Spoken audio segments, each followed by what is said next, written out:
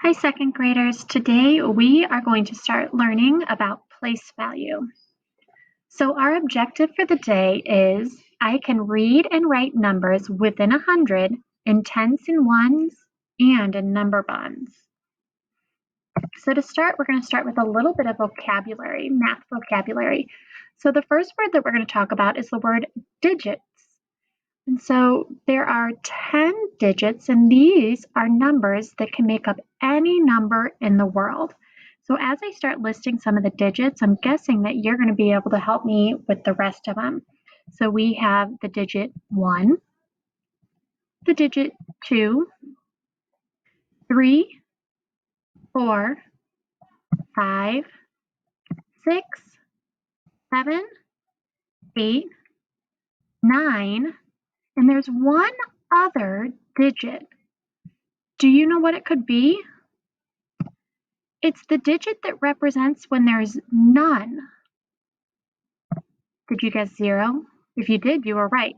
So all of these digits can be combined to create any number in the world. So now we're going to look at all of these place value blocks. Go ahead and count and see how many place value blocks there are.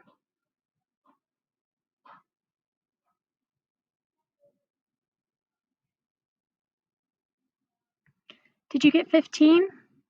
That's what I got. So when we think about the number 15, we're going to first look at the 5. The 5 is what is called in the ones place, and it represents how many ones there are. So there are 5 ones, but then this 1 is in the tens place, and it represents that there's 1 10. So the number 15 is made up of 1 10 and 5 ones. So now let's practice with the number 26. There's a couple different ways that we can represent this number. One of the ways is with base 10 blocks. So when I look at the number 26, first I ask myself, what number is in the tens place? And I know that there is a 2 in the tens place, which represents 2 tens, and it has the value of 20. So here are my 2 tens with base 10 blocks. I have 10, 20.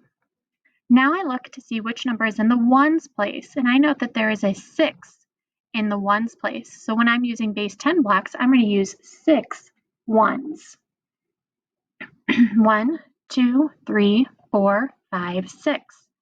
So now when I count it all together, 10, 20, 21, 22, 23, 24, 25, 26. Now I know you might not have base 10 blocks at home, so I'm also going to show you how to draw it. So when I draw my tens, I just draw a straight line, 10, 20.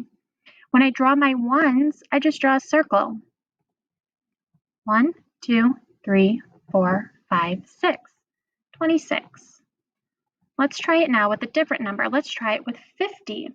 So I'm going to start by looking to see which digit is in my tens place. I see that I have a 5 in my tens place. So the value of this 5 is 5 tens or 50. So let's get my tens blocks. 10, 20, 30, 40, 50. Now I look at my ones. Do I have any ones? I don't. There's 0, so I'm finished with that. So when you're drawing, you're going to just draw 5 lines to represent 5 tens. 10, 20, 30, 40, 50.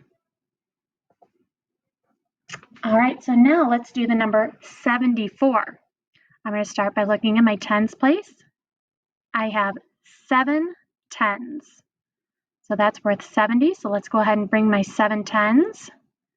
10, 20, 30, 40, 50, 60, 70. And let's do my 4 ones. 1, 2, 3, 4. Now you try drawing it. So when you were drawing it, did you get 1, 2, 3, 4, 5, 6, 7 tens and 4 ones? If you did, good job. Now let's look at a couple different ways that we can represent numbers. So now we're going to organize things within a number bond or also a tens and ones chart. So with a number bond, remember we start with the biggest number as the whole, and it's made up of two different parts. For our tens and ones charts, now we're going to organize our base 10 blocks in between our ones and our tens. So let's start with the number 57. So in our number bond, I'm going to put our 57 as our whole. And then for the parts, I'm going to break it down between our tens and our ones. So I know there's 5 tens, which has the value of 50. So that's my one part. And then I know there's 7 ones. So my two parts are 50 and 7, which makes our whole 57. So these number bonds will help us when we start working in expanded form in just a couple minutes. And it's also going to help when we start doing addition. So then when we make it in our tens and ones chart, you can see I drew in our 5 tens, 1, 2, 3, 4, 5, which is the value of 50, and then our 7 ones. Now we're going to add in our expanded form down at the bottom. So our expanded form just takes our tens and our ones and adds them together. So you just look at the value of each place value, and that's what you plug in, and it forms into an addition sentence. So let's practice this. Let's start with the number 75. So remember with my number bond, I want to put my whole number, my biggest number, 75, in the whole. And then for the parts, I'm going to break it down between tens and ones. So I know I have my 7 in the tens place, and that 7 is worth 70. So that's going to be one of my parts. And then I have my 5 in the ones, so that's going to be my other part. Next, I'm going to use my tens and ones chart. So I'm going to start with my tens. I know I have 7 tens. And then I'm going to add in my 5 ones. And then finally, let's add an expanded form this time. So again, this first part is going to be my tens. I have 7 tens, which I know has the value of 70. So that's going to come in first. And then I'm going to add in my ones, and I have 5 ones, which has the value of 5. So my expanded form is going to be 70 plus 5. Now I want you to do this one with me. Start with the number bond.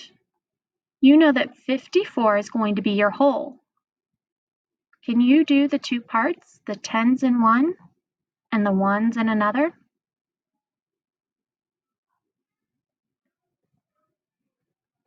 Is this what you got? 54 is the whole, and then the parts are 50 and 4. Now let's try it in our tens and ones chart. Go ahead and draw out your tens and your ones for 54.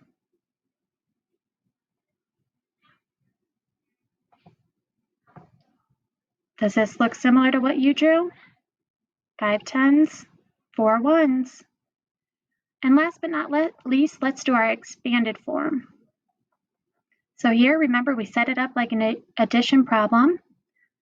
We start with our tens and then our ones. Go ahead and try it.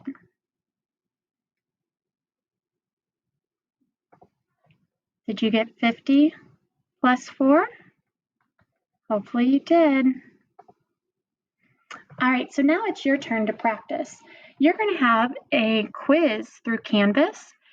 And these first 2 questions, you're just going to count the total. And what you could do, you can count it in groups of 10. So notice that each plate has 10 strawberries, so 10, 20, and then count your singles. And then same down here with these bundles of sticks. Then you're also going to have some numbers represented as base 10 blocks.